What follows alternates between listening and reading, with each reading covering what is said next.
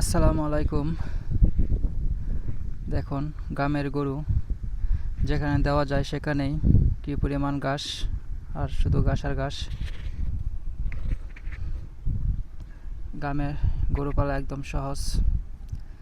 যারা আপনারা গরুকে পছন্দ করেন, ভালোবাসেন, তারা একটা দুইটা গরু পালতে পারেন, তারা পেলতে পারবেন। প্রচুর পরিমাণ ঘাস গ্রামে। গ্রামের মানুষের গরু পালা একদম সহজ, কষ্ট হয় না।